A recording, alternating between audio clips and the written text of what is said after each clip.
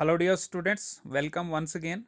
Today we are going to take our parts of speech in English. So we will try to understand these parts of speech in simplest form. Simplest form.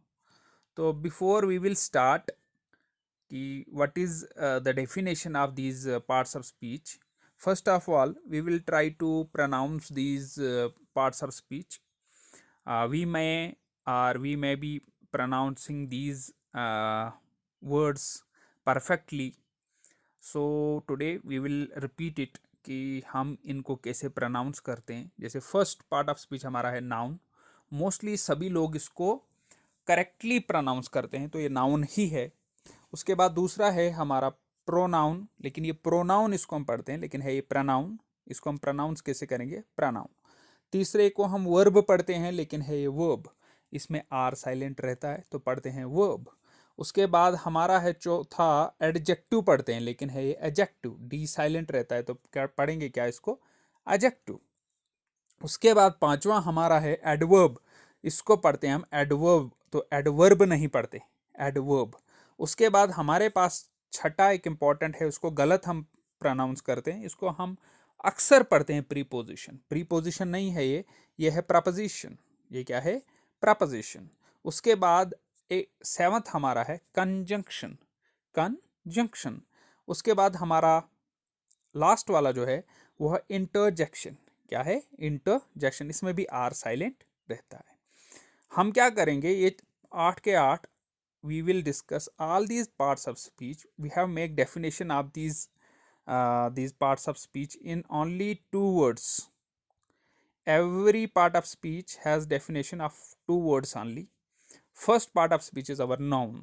क्या है हमारा पहला part of speech? वो है noun. तो इसको भी हमने 2 वर्ड्स में इसकी डेफिनेशन लिखी है, वो है नेमिंग वर्ड्स. यानी किस ऐसा कोई वर्ड जिससे किसी का नाम बने.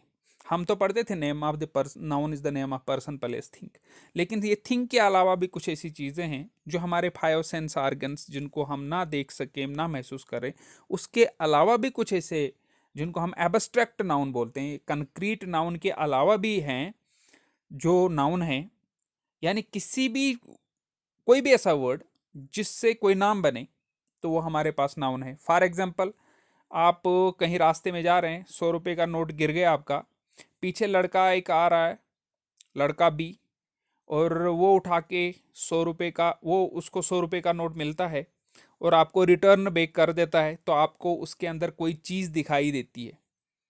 यानी आप कोई चीज़ उसके अंदर ऑब्जर्व करते हो. उसके सींग नहीं लगे हैं, लेकिन कोई एक चीज़ है जो आप उसके अंदर दिखाई दी. या अगर आप रास्ते में जा रहे हो और कोई लड़का आपको बड़ी बदतमीज़ी से बात करता है, बिना किसी वजह से आपको गाली देता है, तो आपको उसके अंदर भी एक खसलत दिखाई देती है. तो वो भी, उसको भी आप कोई नाम देंगे. मैं अभी कुछ कर रहा हूँ, टीचिंग कर रहा हूँ, तो आप मेरी टीचिंग को भी नाम देंगे. तो यानी कोई भी ऐसा वर्ड जिससे हम किसी को नाम देंगे, वो नाउन है. वो नाउन है. तो सिंपल डेफिनेशन हम लिखेंगे नेमिंग वर्ड्स. हम थोड़ा और ब्रीफली डिस्कस करेंगे. नाउन की बहुत सारी टाइप्स होती हैं. जैसे हमारा पहला आ गया प्रॉपर नाउन और कॉमन नाउन. प्रॉपर नाउन किसको बोलेंगे?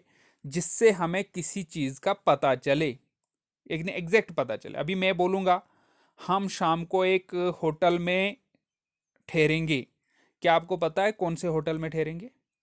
नहीं ना पता है. तो वो होटल जो है हमारे पास क्या है?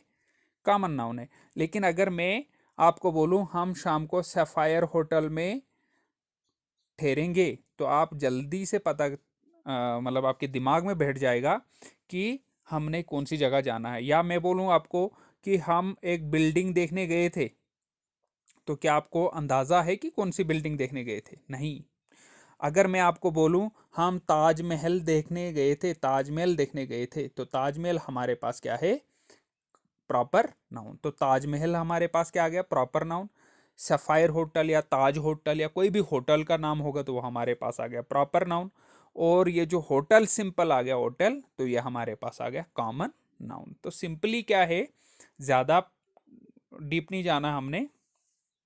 जो भी जिससे हमें एग्जैक्ट पता चले. जैसे एक लड़का है, मैं आपको बोलूँ आपके साथ एक लड़का है, तो या आपका दोस्त एक लड़का है, या मैंने आपका एक दोस्त देखा, तो क्या आपको पता चलेगा कि कौन सा दोस्त मैंने देखा? लेकिन मैं अगर आपको बोलूं मैंने आपका दोस्त अमित देखा, तो आपके जहन में फटाफट आएगा कि कोई लड़का है। तो जब हम किसी का नाम ले अमित या सीता, गीता, रिहाना, रुखसाना, तो वो हमारे पास आ गए प्रॉपर नाउन। लेकिन अगर सीधा बोले हम बॉय गर्ल, तो वो हमारे पास आ गए कॉमन नाउन। ठीक है, समझ आ गया होगा। ठीक है, उसके बाद आ गया हमारे पास कलेक्टिव नाउन। कलेक्टिव नाउन कौन सा आ गया? जब भी हम किसी को क्या दें, किसी कलेक्शन को कोई नाम दें, जैसे बहुत सारे सोल्जर्स इकट्ठे जा रहे हैं, या सोल्जर्स जहाँ पे होते हैं इसको हम बोलते हैं ग्रुप ऑफ सोल्जर, वो हो गया हमारे पास आर्मी। उसी तरीके से जब क्लास में आप बैठते हैं बहुत सारे बच्चे, तो वो आ गई क्लास। तो बहुत सारा एम्प्लॉयज़ एक स्कूल में इकट्ठे हैं, एम्प्लॉयज़ एक ऑफिस में इकट्ठे हैं, उसको बोलते हैं हम स्टाफ। तो वो आ गया हमारे पास कलेक्टिव नाउन। तो हम कलेक्टिव नाउन। एब्स्ट्रैक्ट नाउन हो गया कोई भी आइडिया, ऑनेस्टी, कोई भी स्टेट ऑफ माइंड, इसको हम डिस्कस करेंगे थोड़ा आगे। और मटेरियल नाउन। मटेरियल नाउन किसी भी मटेरियल को हम नाम दें जिससे कोई भी चीज़, जैसे आप चाय बनाते हो ना, तो चाय में आप क्या डालते हो? पानी भी डालते हो ना, तो वाटर आ गया मटेरियल नाउन। आप उसमें टी भी डालते हो तो मटेरियल नाउन।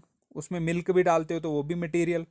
उसमें आप इलायची डालते हो तो मटेरियल। ठीक है, तो जिससे, यानी कंपोनेंट जिससे कोई चीज़ तैयार होती है। ठीक है, आयरन भी आपके पास मटेरियल है। आपके मकान बनाने में ब्रिक्स लगती हैं, आयरन लगता है, सीमेंट लगता है, रेता लगता है, कंक्रीट लगता है। तो वो सब क्या आ गया हमारे पास? Material noun. ठीक है, आगे बढ़ते हैं। डिफरेंट टाइप्स ऑफ नाउन्स कौन सा आ गया? जैसे पर्सन में आ गए ये बहुत सारी चीज़ें, पर्सन्स के नाम, ये आगे प्लेसेस, ये आगे थिंग्स, ये आगे एनिमल्स, और ये आगे आइडिया, जैसे लाव, ब्रेवरी, स्ट्रेंथ, फियर। यही वाले जो हैं हमारे पास एब्स्ट्रैक्ट नाउन हैं। ठीक है, आप इसको पॉज करके यहाँ पर इनको लिख सकते हैं। उसके बाद अगर आप देखें एब्स्ट्रैक्ट नाउन्स की बहुत सारी और एग्जांपल्स हैं, जैसे एबिलिटी, एडवांटेज, एंगर, जैसे इमोशंस भी, फियर, एंगर, हैप्पीनेस। ठीक है, हमारा चाइल्डहुड, यूथ, ओल्ड एज, बुढ़ापा, जवानी, ये भी pride, relief, richness, need, opinion, pain. ठीक है, goal, gossip, growth, hate, love, ये सब हमारे पास क्या आ गए? Abstract noun. ठीक है, तो ये नाउन की एग्जांपल्स। तो डेफिनेशन सिंपल में इसकी क्या आ गई? Naming words, right. तो उसके बाद अगर आप देखें दूसरा हमारे पास है प्रोनाउन। दूसरा हमारे पास कौन सा है? प्रोनाउन।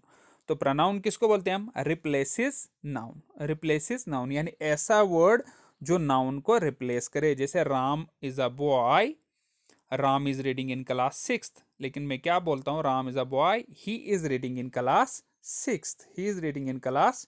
तो कुछ एग्जांपल्स हमारे पास प्रोनाउन की हैं, जैसे subject I, you, he, she, it, we, you, दे।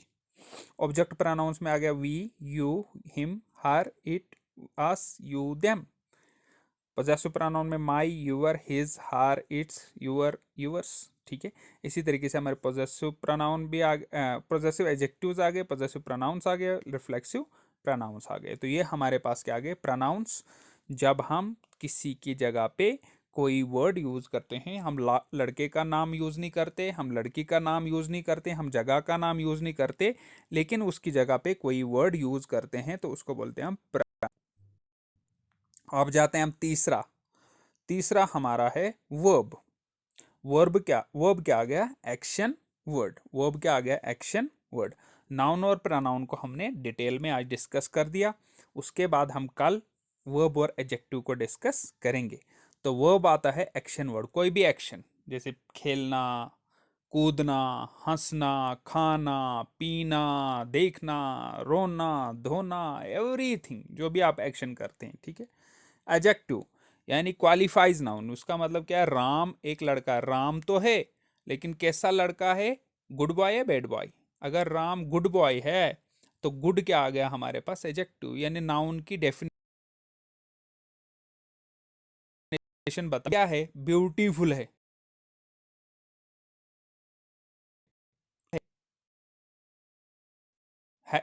ठीक है, या हम बोल सकते हैं ब्यूटीफुल है, या टॉल है, या हम कोई रेड कलर का है, ठीक है। तो जब हम उसकी डिस्क्रिप्शन बताएं, जब उसको हम डिस्क्राइब करें, वो आता है एडजेक्टिव। सिंपल है। एडवर्ब ये क्वालिफाई करता है वर्ब को, एडजेक्टिव को और एडवर्ब को, तीनों को क्वालिफाई करता है, qualifies verb. Preposition shows relationship, यानी ये नाउन की रिलेशनशिप सेंटेंस में बताता है, या शोज पोजीशन भी हम बोल सकते हैं, ठीक है, कि नाउन की पोजीशन कहाँ पर है। मैं आप एक नाउन है, अभी आप कहाँ पर हैं, कमरे के अंदर हैं, कमरे के बाहर हैं, सोफे के ऊपर बैठे हुए हैं, चेयर के ऊपर बैठे हुए हैं, बेड के ऊपर बैठे हुए हैं, ठीक है, छत के नीचे बैठे हुए हैं, ठीक है। तो आपकी पेन आपके फिंगर्स के अंदर है, हाथ के ऊपर है, कहाँ पर है, तो वो आ गया हमारे पास प्रपोजिशन। इसको भी हम करेंगे डिफाइन ब्रीफली। उसके बाद आता है कंजंक्शन। कंजंक्शन क्या हो गया, ज्वाइनिंग वर्ड्स, यानी जब दो सेंटेंसेस या दो ज्वाइनिंग सेंटेंसेस है एक्चुअली ये, कि जब हम ज्वाइनिंग फ्रेजेस, जब हम दो सेंटेंसेस को, ऐसा वर्ड जो दो सेंटेंसेस की दोस्ती करा दे, जैसे Ram is a boy full stop, Shyam is a boy full stop, यानी अलग अलग वर्ड्स हैं, लेकिन Ram and Shyam are boys, तो एंड लगा के हमने दोनों सेंटेंसेस को मिला दिया, तो हमने क्या कर दिया, ज्वाइन कर दिया दोनों को, ठीक है, कनेक्ट कर दिया, कनेक्टिंग। इंटरजेक्शन, इंटरजेक्शन में क्या आ गया, सडन एक्सप्रेशंस, अचानक, जैसे आपके मुंह में अभी आपके आपकी पलंग के नीचे से, जहां पर आप बैठे हो, सांप निकल आता है आपकी गोदी के सामने, तो क्या निकल जाएगा आपके मुंह से, ओह, उफ। तो ये सडन एक्सप्रेशन जो हमारे मुंह से निकलते हैं, तो इनको हम बोलते हैं इंटरजेक्शन, ठीक है। तो थैंक यू, ये हमारे पार्ट्स ऑफ स्पीच थे। कल हम वर्ब और एडजेक्टिव को डिस्क्राइब करने की कोशिश करेंगे।